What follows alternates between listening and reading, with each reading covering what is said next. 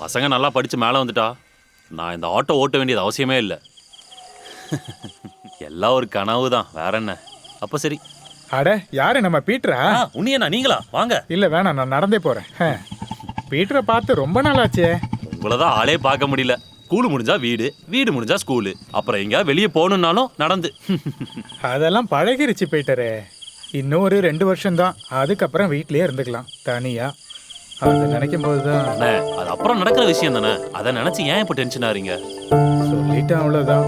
ஆனா 30 வருஷ வாழ்க்கை என்னோடது. அதெல்லாம் பெரிய பாகியம் தானே, அதை விடுங்க. என் பொண்ணும் ஃப்ரெண்ட்ஸ் எப்படி இருக்காங்க? வீட்டுக்கு வந்தா ஏதாவது சொல்லிக்கிட்டே இருப்பா. அவங்க எல்லாம் திறமைசாலிங்க தான், நம்மள மாதிரிலாம் கிடையாது. எதிர்காலத்தை பத்தி தான் அவங்க யோசிக்கிறாங்க. உண்மையிலேயே இந்த மாதிரி பசங்க தான் இந்த ஊருக்கு தேவை.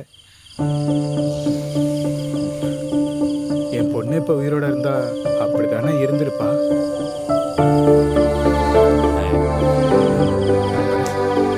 உன்னியண்ணா, ஐயோ இது என்னாச்சு? கேட்டு கேட்காத மாதிரி போறாரு. சும்மா தான் பேசிட்டு இருந்தோம், திடீர்னு அவர் பொண்ணு ஞாபகம் வந்துருச்சு.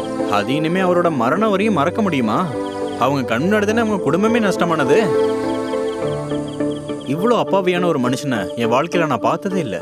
அது சரிதான், பாதி சம்பளம் ஊருக்கு தான் செலவு பண்றாரு. சரிடா, நான் கிளம்பட்டா? ம்.